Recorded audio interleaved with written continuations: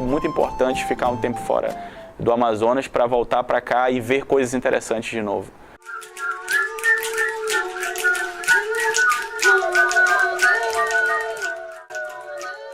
Foi interessante pensar isso em termos de Amazônia, porque a gente conversa muito pouco entre os estados da Amazônia, a gente se conhece muito pouco, a gente vê poucos curtas, sabe? Eu não sei, eu conheço ali Jorânia no Pará, tem o Gavi no Amapá, o Briglia ali em Roraima, mas tem pouca conversa aí. E a gente está no momento que o fomento aí do governo federal está muito voltado para a regionalização. Cada vez mais os editais dão pontuação maior para Norte e Nordeste. Agora tem esse edital de TVs públicas que está setorizado, a verba vai por região. E isso faz a gente pensar, tá, quem é o meu concorrente no caso? Eu digo no caso de um produtor que vai entrar com um projeto. É o cara de Roraima, é o cara de Tocantins, é o cara do Amapá, do Pará, enfim. E aí começa a surgir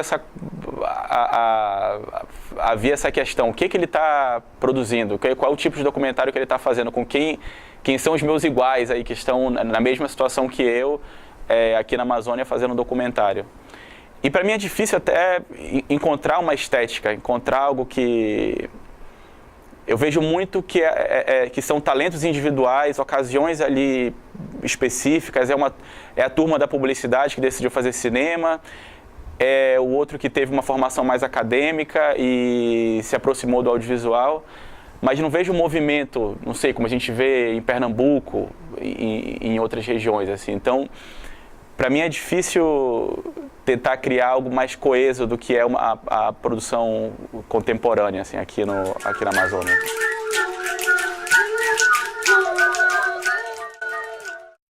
E aí surgiu o projeto do Parente, que é um projeto incrível, assim, chegar ali numa aldeia Yanomami, ali em Pixanarrabi, ali em Roraima, e assistir aquela palestra sobre DST, colocando camisinha e tudo, uau, foi incrível. E eu consegui colocar alguns manifestos que eu já tinha desde a época da TV, que aí talvez venha essa coisa do olhar de dentro da Amazônia, que não existe índio, né? Existe o Ticuna, o Yanomami, o Saterê.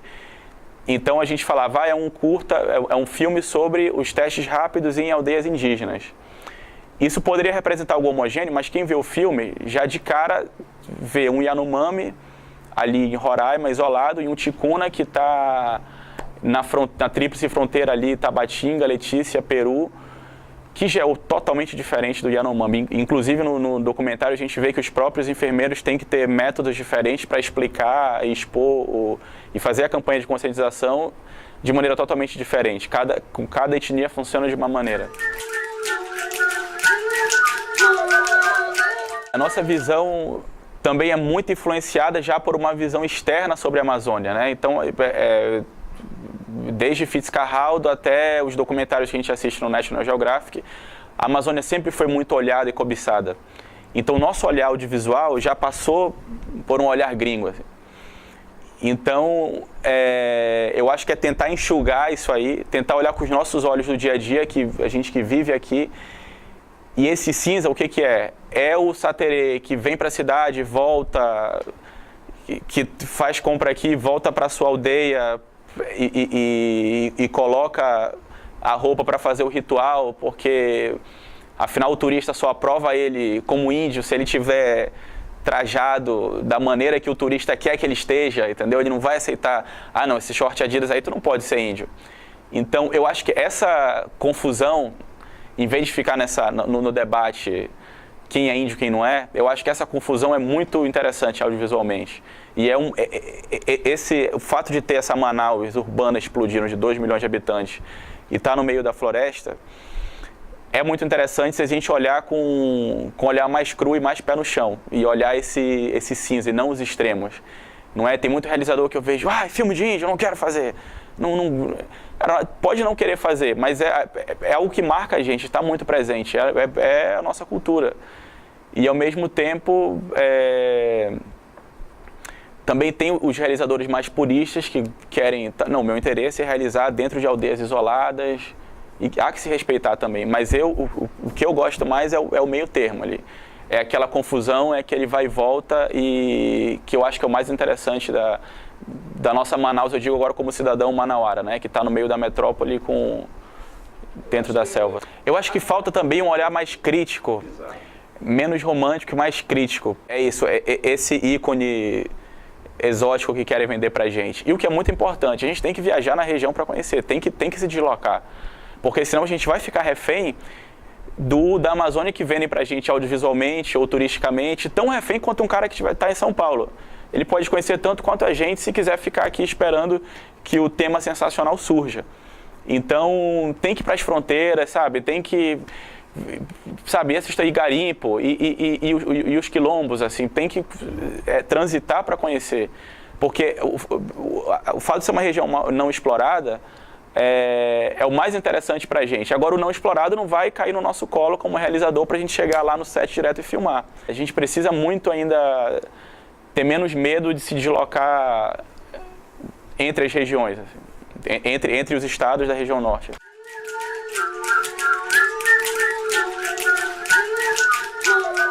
A política hoje cultural do Brasil, especificamente para a área do audiovisual, é muito forte.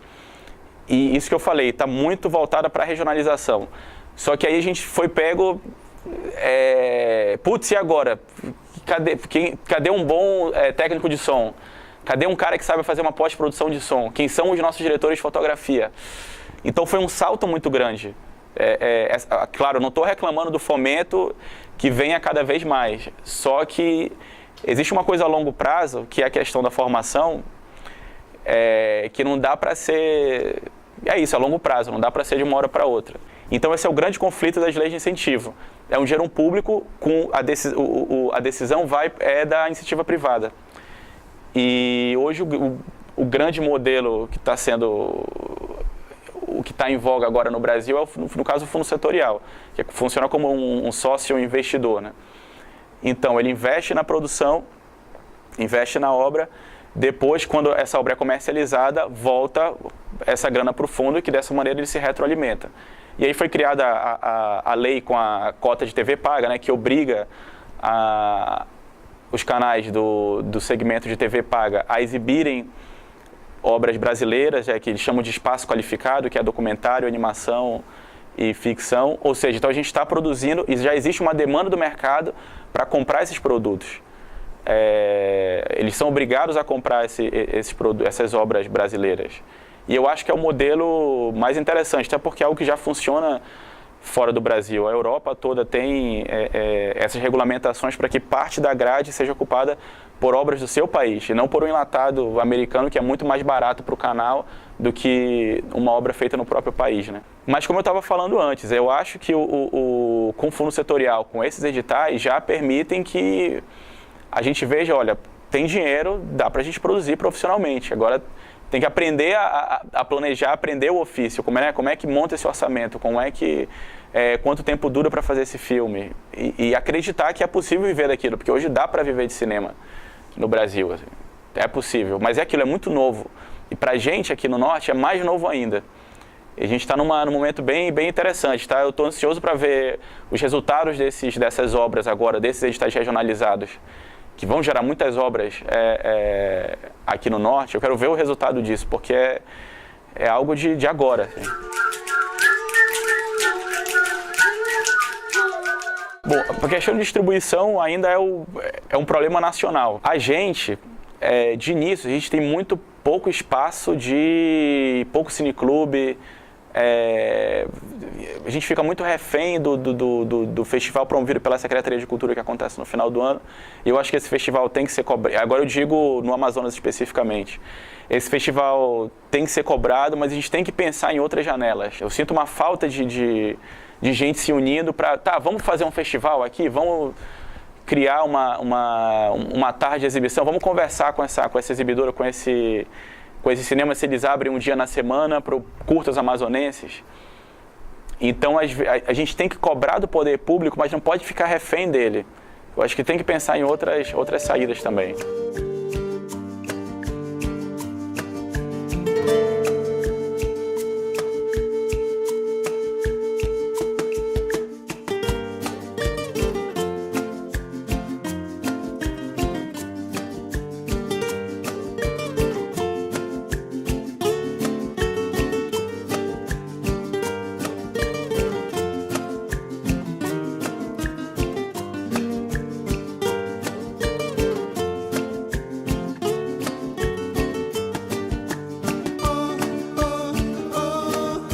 gemido da cabocla no banzeiro, e o caboclo banzeirando vai fazendo chape-chape, e o corpo fica molhado no gostoso galopar.